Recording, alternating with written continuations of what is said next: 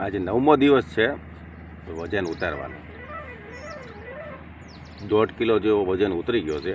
86 કિલોમાંથી 84.5 થઈ ગયો. ધ્યાન રાખું છું. શરીર દુખાવો પણ થાય છે, પણ કાંઈક કરવું હોય તો કાંઈક નુકસાની તો થાય ભાઈ. કહેવાય ને, કુછ પાને કે લીએ કુછ ખોના ભી પડતા હૈ. એવી હાલત છે. કાંઈ વાંધો નહીં. રાતના 12 સાડા 12 વાગી જાય સુવામાં, પણ 6 સાડા 6 વાગે તો ઉઠી જ જવાનું, કોઈ પણ સંભોગે. બરાબર છે? તો જ આપણે આગળ વધી શકીએ. એનું કારણ છે કે જો તમે તમારી જાતને બદલવાની કોશિશ નહીં કરો, બરાબર, તો તમે આગળ વધી શકશો નહીં. બરાબર છે? મેં અત્યારે યુટ્યુબ ઉપર વિડીયો ચાલુ કર્યા છે બનાવવાના. બરાબર છે?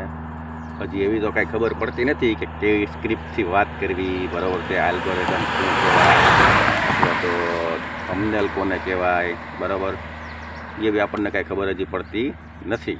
શીખશું આપણે. બરાબર છે? એમાં કાંઈ વાંધો નહીં. એક વસ્તુની ખુશી છે કે મારો જે ડર હતો કેમેરા સામું બોલવાનો, એ હવે નીકળી ગયો છે. બરાબર? એટલે સારું કહેવાય, એમાં કાંઈ વાંધો નહીં. બરાબર છે? હજી કોઈ એવા સબસ્ક્રાઈબર આપણા થયા નથી. બરાબર? હા, પણ એક વાત જરૂર કહીશ કે ભાઈ આગળ જતાં કોઈ પણ સંભોગે આપણે સબસ્ક્રાઈબર વધે, બરાબર છે, તો વધારે સારું. જેથી કરીને મને પણ વિડીયો બનાવવાની શું કહેવાય પ્રેરણા મળે કે ભાઈ હું વધારેમાં વધારે વિડીયો બનાવું.